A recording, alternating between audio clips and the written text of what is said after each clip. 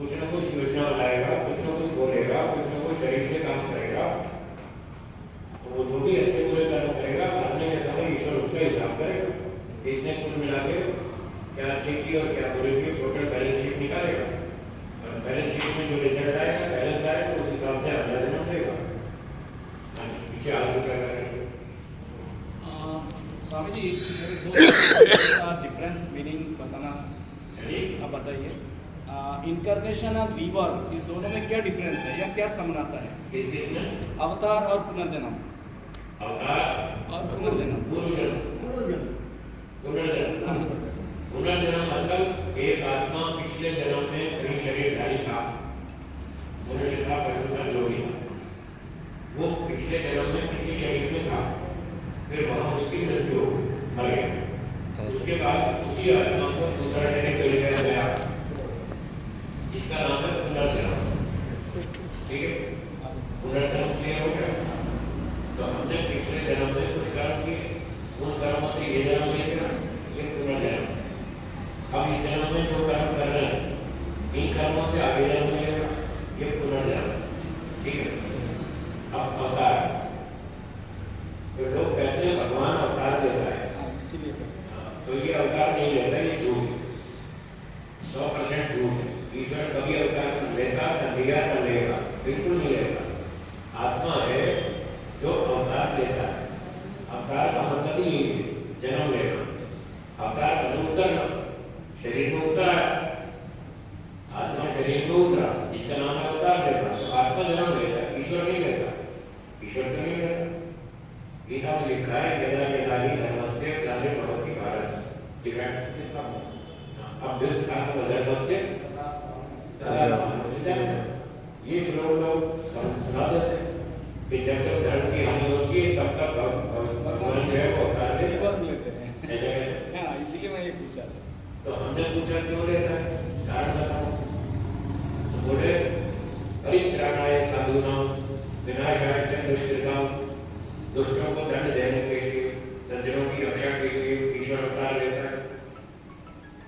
ठीक है, तो हमने पूछा अगर ईश्वर दुष्टों को दंड देने के लिए अवतार लेता है, तो ईश्वर ने अवतार लिया श्री कृष्ण जी के रूप, सारे दुष्ट खत्म कर दिए, फिर क्या मतलब वो अवतार देगा? आपका पर्पस इज फेल्ड। वो तो यदि ऐसा है तो उनको तो पहले से मालूम होता है ना ये बदमाश या दुष्ट है, तो पहले से उसको खत्म कर देना चाहिए, अवतार लेने की क्या जरूरत है? तो मैं ये कह रहा हूँ कि ये जो कारण बताते हैं गलत। ईश्वर दुष्टों को दंड देने के लिए अवतार नहीं लेता, वो बिना अवतार लिए दुष्टों को दंड देता है, बिना अवतार लिए। कैसे देता है? वो सुनिए। संसार में कितने कुत्ते, गधे, पशु, पक्षी, कीड़े, मकोड़े, पक्षी, मच्छर, कॉकरोच, जंगली जानवर, समुद्री जीव, वृक्ष, वनस्पति, ये सारे अरबों खरबों की संख्या उनसे भी ज्यादा, असंख्य जीव है इस समय जो प्राणी है, मनुष्य को छोड़कर। तो ये जितने मनुष्य को छोड़कर तरह तरह के प्राणी बना रखे हैं, ये किसने बनाया? ईश्वर। ईश्वर न्यायकारी है या अन्यायकारी? न्यायकारी। अभी 11 नियम आपने लिख लिए, सुन लिए। इन 11 नियमों में एक नियम था कि बिना कर्म के फल नहीं मिलेगा, तो ईश्वर ने के लिए सुबह कुत्ते, गधे, पशु, पक्षी बनाए, बिना कर्म के बनाए, क्या कर्म का फल दिया? कर्म का फल, कर्म का फल दिया। असंख्य प्राणियों को कर्म का फल दिया और पशु पक्षी कीड़ा मकोड़ा बना दिया। जब इतने असंख्य प्राणी बनाए ईश्वर ने, तब अवतार लेके बनाए या बिना अवतार लिए बनाए? बिना अवतार लिए उसने असंख्य प्राणी बनाए। ये निर्दोष व्यक्तियों को दंड दिया या दोषी लोगों को दंड दिया? अपराधियों को दंड दे तो अन्याय। असंख्य अपराधियों को ईश्वर ने पशु पक्षी कीड़ा मकोड़ा बनाया और बिना अवतार लिए बनाया।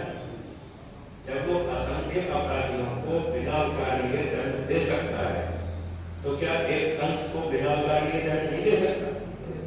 फिर भाई को अवतार क्यों अवतार दिया? कोई समझदारी की बात नहीं। तो इसलिए ईश्वर ने कोई अवतार नहीं लिया, वो श्री कृष्ण जी ईश्वर के अवतार नहीं थे। आप जैसे हमारे जैसे आत्मा ही तो थे, हमारे भी तो आज थे, उनके भी तो ही थे। उनके 20 थे क्या? 20 नहीं थे ना, हमारी तरह आपकी तरह थे। तो वो ईश्वर का अवतार नहीं थे।